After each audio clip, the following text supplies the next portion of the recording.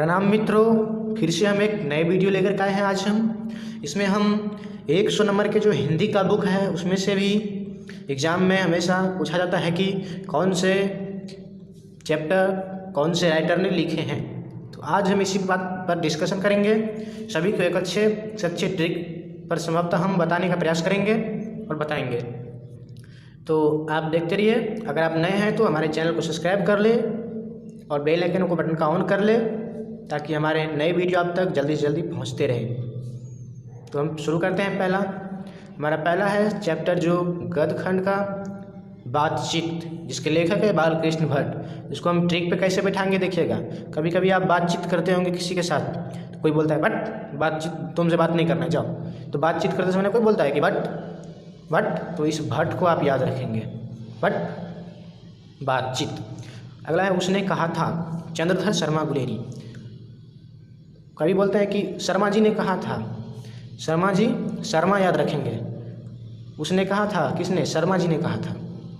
उसने कहा था, शर्मा जी ने कहा था। इससे रिलेटेड है, याद रखेंगे आप। अगला है संपूर्ण क्रांति जयप्रकाश नारायण। जब क्रांति कहीं पे होता है कोई, तो उसमें नारा लगाया जाता है, कोई ना कोई नारा। तो इस क्रांति और नारा से याद रखेंगे संपूर्ण क्रांति जयप्रकाश नारायण। अगला है हमारा अर्धनारीश्वर, रामधारी सिंह दिनकर। रामधारी सिंह दिनकर। अर्धनारीश्वर जो है ईश्वर, यहाँ पे अर्धनारीश्वर की जगह आप ईश्वर याद रखेंगे। अगला ईश्वर, और ईश्वर कौन है? राम। राम ईश्वर है। तो अर्धनारीश्वर से आप याद रखेंगे राम, रामधारी सिंह दिनकर। अगला है रोज। रोज के लेखक हैं सच्चिदानंद, हीरानंद, वत्स्यन, अज्ञेय। यही पूरा उसका नाम है। तो कोई बोलता है सच्ची बात कहते हैं, एक रोज़ तोड़ के लाओ ना। रोज़ मतलब गुलाब का फूल। एक रोज़ तोड़ के लाओ ना, सच्ची कह रहे हैं, एक रोज़ तोड़ के लाओ ना। तो इस सच्ची से आप रोज़ याद रखेंगे।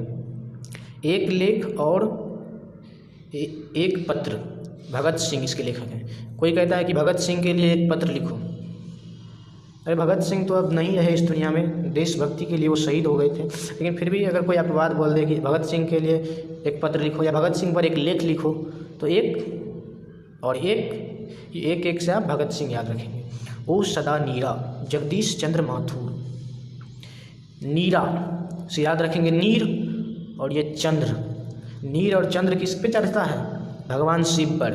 शिव के सर में रहता है चंद्र और नीर उस पर चढ़ाया जाता है। तो नीर, सदा नीरा, जगदीश चंद्र। सिपाही की माँ मोहन राकेश। सिपाही को कोई मोह माया नहीं होता है।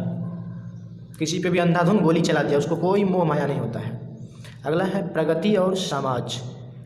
प्रगति और समाज, प्रगति और समाज, नामवर सिंह। समाज में लोग हमेशा अपना नाम ऊंचा करना चाहता है। तो समाज में लोग नाम ऊंचा करना चाहता है, समाज और नाम इससे रिलेटेड है। अगला है हमारा जूठन, जिसके लेखक हैं ओम प्रकाश वाल्मीकि जी। महर्षि वाल्मीकि कभी झूठ नहीं बोलते थे, ये बात आप याद रखेंगे यहाँ से। महर्षि वाल्मीकि जी कभी झूठ नहीं बोलते थे। अगला है हमारा हंसते हुए मेरा अकेलापन, जिसके लेखक हैं मलियज। अच्छा, एक बात याद रखिए, मल जो है लोग अकेला में त्याग करता है, तो इसी से रिलेटेड है हंसते हुए मेरा अकेलापन, मलियज। मल अकेला। तिरीच, तिरीच एक छिपकली, विशैला छिपकली का नाम है। उदय प्रकाश इसके लेखक हैं। तो काश, काश मैं उस तिरीच को मार पाता, विशैला तिरीच को। तो इस तिरीच, काश। अगला है हमारा शिक्षा, जे कृष्णमूर्ति। देखिए, शिक्षित आदमी हो या कोई आदमी, हर एक आदमी कृष्ण भगवान की मूर्ति के सामने सर झुकाते हैं। तो शिक्षित आदमी, यहाँ पे आदमी लिख लीजिए, आदमी अपवाद में आदमी। आप इसको याद नहीं रखेंगे, आप शिक्षा याद रखेंगे। ये तो हम बताने के लिए बोले।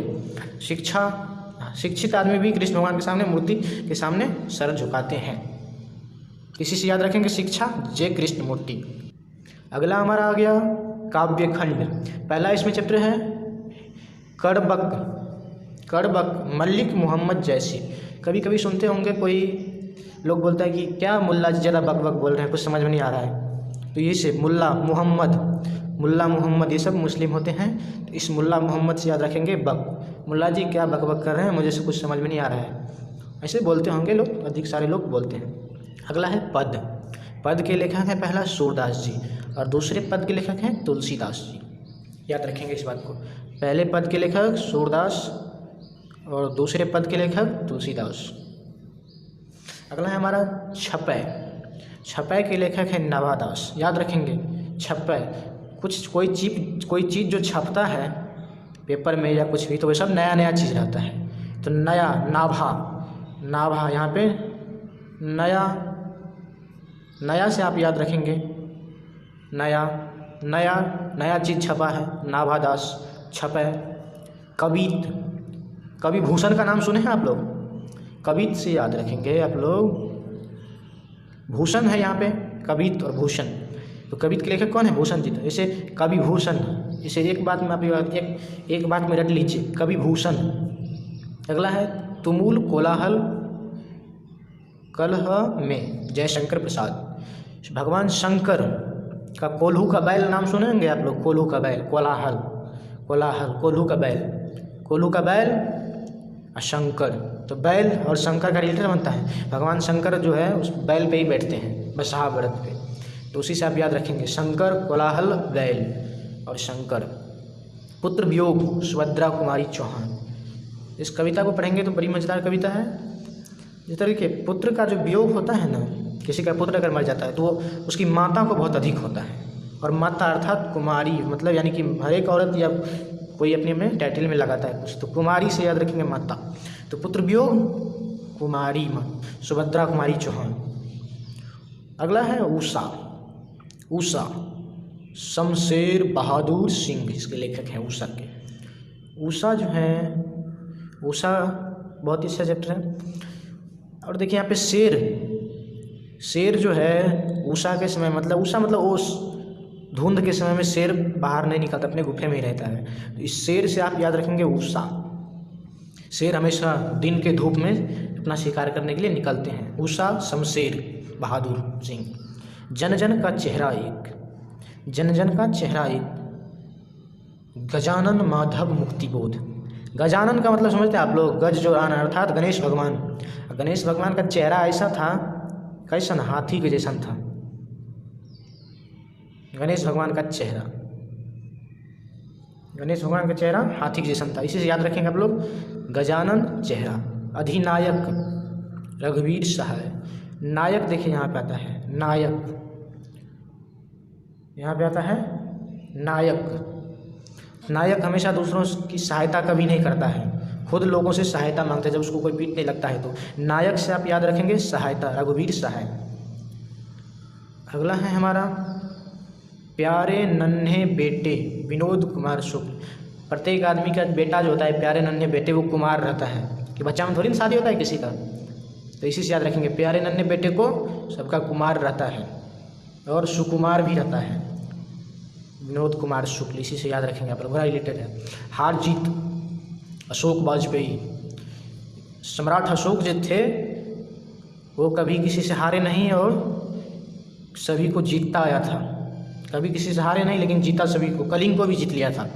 तो सम्राट अशोक कभी किसी से हारे नहीं बल्कि सबको जीतता था वो। इसी से याद रखेंगे अशोक वाजपेयी। गाँव का घर ज्ञानेंद्र पति। गांव का घर जो होता है वो घर का एक पति होता है, कोई मुखिया।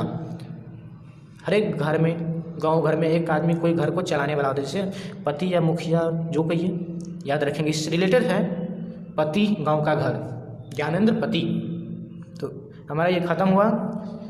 तो प्रणाम मित्रों, अगर आपको ये अच्छा ट्रिक लगे तो इसे लाइक करें, शेयर करें अपने मित्रों के साथ और कमेंट करें। इसी तरह से हम आपको वीडियो देते रहेंगे। तो प्रणाम।